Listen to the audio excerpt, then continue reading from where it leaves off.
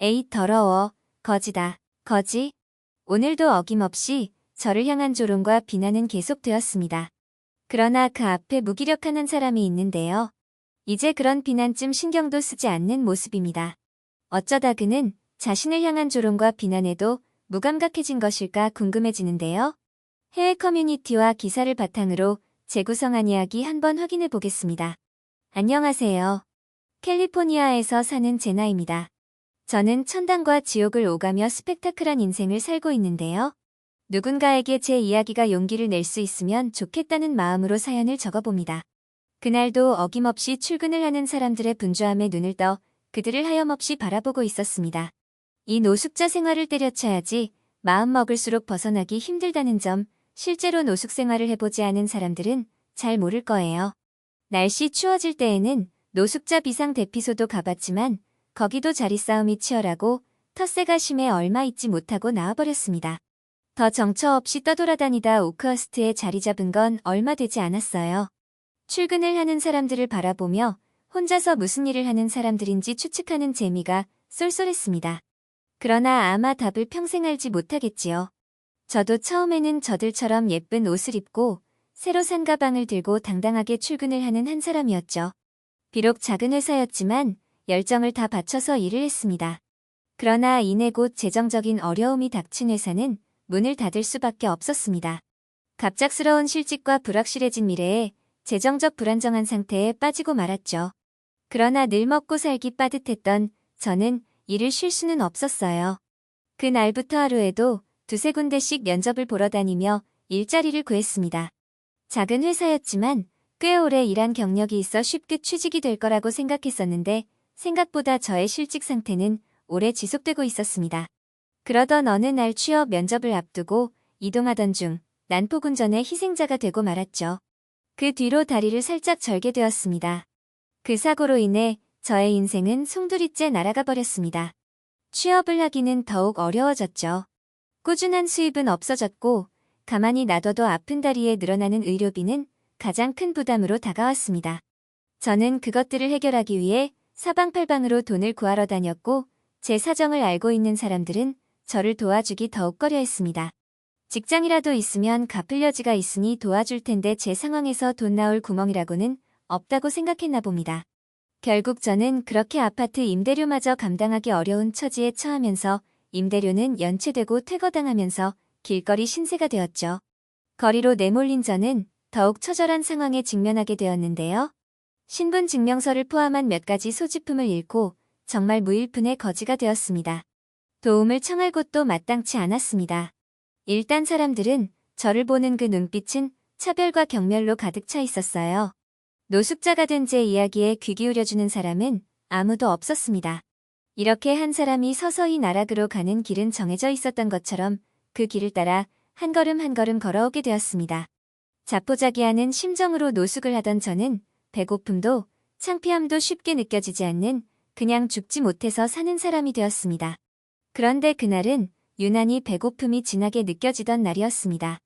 저는 초점 잃은 눈으로 길거리를 지나는 사람들을 유심히 보고 있었어요. 간혹 어린 아이들은 노숙자 자체를 무서워해 도망가듯 앞을 지나가기도 하고 어떤 꼬맹이들은 에잇 더러워, 거지다, 거지라며 겁도 없이 돌을 던지기도 하죠.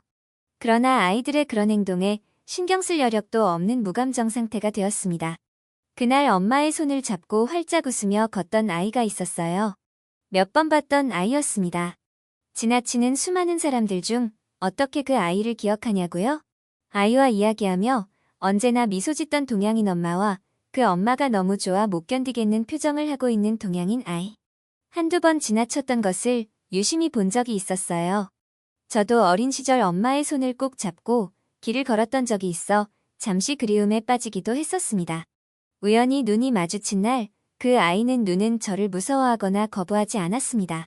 미소를 지으며 눈인사를 하고 스쳐 지나간 줄 알았더니 다시금 달려와 빵 하나를 내밀며 제가 가장 좋아하는 빵이에요. 맛있게 드세요. 라고 이야기하며 주고 다시 엄마에게 달려가 버렸습니다. 그 빵으로 허기를 달래던 저는 왠지 모를 희망의 감정이 솟았습니다. 다시 일어나고 싶다. 이 오크허스트 번화한 거리를 당당하게 다시 걸어나가고 싶다라는 생각이 들었습니다. 그리고 그 빵은 제가 여태 먹어본 세상에서 제일 맛있는 빵이었습니다. 그러나 오랜 노숙 생활이 익숙해져 버린 저는 당장 그 자리를 박차고 일어날 용기가 없었어요. 멀쩡할 때도 이미 수차례 취업 면접에서 까였던 저였기에 이 몰골로 무엇을 할 수 있을지 자신이 없었습니다. 그러나 다음날 저에게 용기를 준 사건이 또 일어났죠. 그 동양인 엄마가 저를 찾아왔습니다. 그리고는 편지 한 통을 내밀었습니다. 아이의 행동에 불쾌하셨다면 사과드립니다. 쉽게 동정하려던 것은 아니었습니다. 아이의 말로는 당신의 눈이 정말 별처럼 빛나고 있었는데 너무 슬퍼 보여 그냥 지나칠 수가 없었다고 해요. 혹시 망설이는 일이 있다면 한번 용기를 내보세요. 당신이 용기를 내는데 조금이라도 보탬이 되길 바랍니다. 사과의 의미니 받아주세요. 라는 편지와 함께 약간의 돈이 들어있었습니다. 너무나 제 마음을 꿰뚫어보고 있는 편지였습니다. 저는 그 편지를 읽고는 당장 자리에서 일어나 노숙자들을 지원해주는 서비스 기관을 찾아갔습니다. 왜 진작 재활에 필요한 이런 도움을 받을 생각을 못했는지 한심한 생각이 들었습니다. 그곳에서는 제가 다시 자립할 수 있도록 도움을 주었죠. 임시 숙소를 마련해주고 직업적으로 재기할 수 있도록 직업 프로그램들을 제공해주고 있었습니다. 아침 제빵 기술을 가르쳐주고 자격증을 딸 수 있도록 도와주는 프로그램이 있어 신청하게 되었습니다. 그때 그 꼬마가 주었던 그 빵 맛은 여전히 잊을 수가 없었고 나도 내가 만든 빵 하나로 누군가에게 희망을 속삭여주고 싶었습니다. 수업을 듣게 된 첫날 그 어느 때보다 가슴이 뛰었습니다. 뭔가 잘해나갈 수 있을 것 같은 자신감마저 들었어요. 마침 그동안 가르쳐주던 강사가 개인 사정이 생겨 새로운 강사가 온다는 사실을 접했을 때 뭔지 모를 기대감이 생겼습니다. 그런데 이게 무슨 일이죠? 새로운 강사는 그 동양인 엄마였습니다.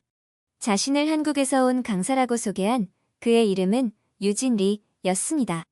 그도 몇몇의 수강생 중 저를 한눈에 알아본 눈치였습니다. 또다시 저를 향해 보여준 미소에 처음이라는 두려움보다 설렘을 가질 수 있었습니다. 그 후 유진은 스승으로서 인생의 조언자로서 함께하게 되었습니다.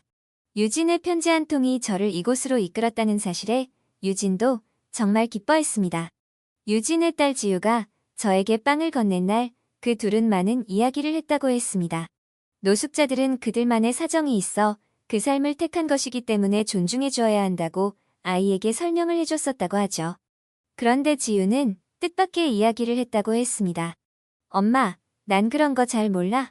그냥 그 사람의 눈이 엄청 맑아 별처럼 빛나고 있었는데 왠지 모르게 슬픈 것 같았어. 그리고 배가 고픈 표정이었어. 난 그 사람이 빵을 먹고 힘을 냈으면 좋겠어서 준 건데. 그럼 그 사람 기분이 나빴을까? 라고 되물었다고 했죠. 저는 지유에게 전해달라고 했습니다. 그날 지유가 가장 좋아하는 빵을 줘서 그것을 먹고 엄청 힘이 났었다고 말이죠. 그 이야기를 하면서 우리는 뜨겁게 포옹을 나눴습니다. 이렇게 따뜻한 엄마와 아이를 만난 건 제 인생의 행운이었습니다. 인생의 가장 안 좋은 일들이 겹치며 나락의 길로 걸어 들어오던 그때와 달리 그 모녀를 만난 이후 저에게 새로운 세상이 펼쳐지고 그 길로 한 걸음 걸어가고 있다는 생각이 들었습니다. 유진의 끈기 있는 가르침에 따라 저는 제빵 기술을 습득하는 데 몰두할 수 있었습니다. 지유가 건넸던 그 빵처럼 누군가에게 희망이 될 수 있는 빵을 만들기 위해 저는 밤낮으로 연구하고 만들고 또 만들어보고 노력을 거듭했습니다. 그 사이 저는 빵 하나에도 진심과 지유의 따뜻함을 담고자 노력했습니다. 그 노력은 저를 결코 배신하지 않았죠.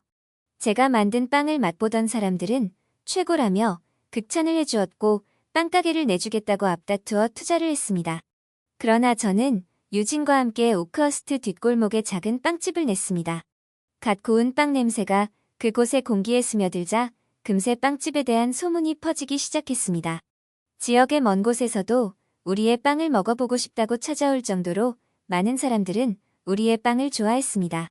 노숙자에서 빵집 사장이 되었다는 사실은 노숙자들에게 회복력의 상징이 되어 저는 더욱 유명세를 탔습니다. 저는 안주하지 않고 사업을 확장해 나갔습니다. 유진의 조언은 늘 힘이 되었고 초심을 잃지 않게 해주었습니다. 저는 저와 같이 갑작스럽게 노숙자의 길을 선택할 수밖에 없었던 사람들을 도와주기 시작했습니다.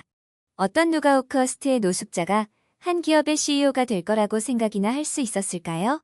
아마 지유가 그날 저에게 빵을 건네지 않았다면 결코 이런 일은 일어나지 않았을 거라고 생각이 듭니다. 지유와 유진을 만난 건 정말 저에게 행운이었습니다. 제나의 이야기 어떠셨나요? 하나아이의 작은 선행이 한 사람의 인생을 바꿀 수 있었다는 사실이 정말 신기합니다. 편견 없던 지유의 행동이 참 기특하네요. 그러나 누구보다도 자신의 어려움을 극복하기 위해 노력한다고 다 성공한 CEO가 되지는 않습니다. 시련을 극복한 제나가 누구보다 대단합니다. 한국인과 특별한 인연이 있는 외국인들의 따뜻하고 감동적인 사연을 소개해드리고 있습니다. 재미있는 사연 제보해주시면 감사하겠습니다. 별별 이슈였습니다. 영상을 끝까지 시청해주셔서 감사합니다. 구독과 좋아요는 영상 제작에 큰 힘이 됩니다.